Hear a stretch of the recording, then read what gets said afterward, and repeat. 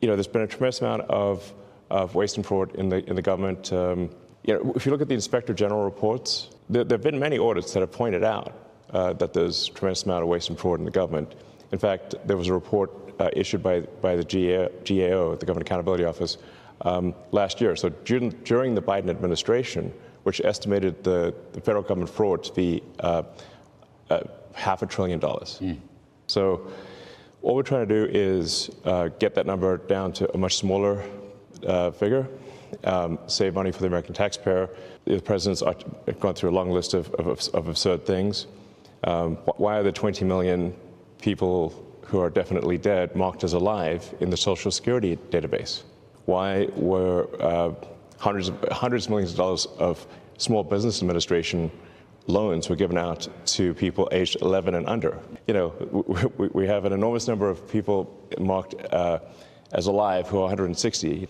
So demystify this. How do you do it? Right. Well, we just basically follow the money. What's called foreign aid, but in our view is a lot of corruption.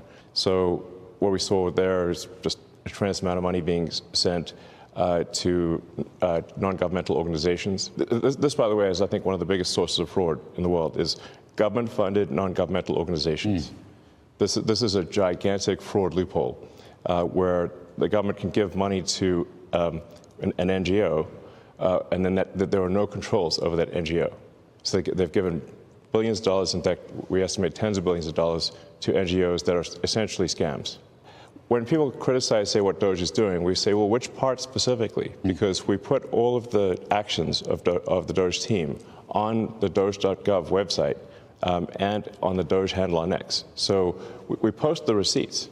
So when we get criticism, we say, like, of what? Which line do you disagree with? Like, which cost saving do you disagree with? And then people usually can't think of any. But the president is the elected representative of the people. And if the president cannot get things implemented as a reflection of the will of the people, then what we have is not a democracy, we have a bureaucracy. We have rule of the bureau, not rule of the people. And that's what we're trying to defeat here is the bureaucracy and have rule of the people. The bureaucracy is overwhelmingly Democrat. So Washington, D.C. was 92.5%, I believe, voted for Kamala. So this is overwhelmingly a deep blue situation. We've got this enormous federal budget deficit, and it's a $2 trillion deficit. It keeps growing. Our interest payments are higher than our Defense Department budget. That's I think was the real wake-up call for me. Yeah, I mean, really, I just don't want America to go bankrupt. So it's a call to action. You're hearing a call to action. Yeah. You've given up your other stuff, but there's no turning back, you're saying. I'm just here trying to make government more efficient, eliminate waste and fraud. So far, we're making good progress, actually. So savings at this point exceed $4 billion a day. So it's pretty significant. You think you'll wind up getting to $1 trillion? Yeah.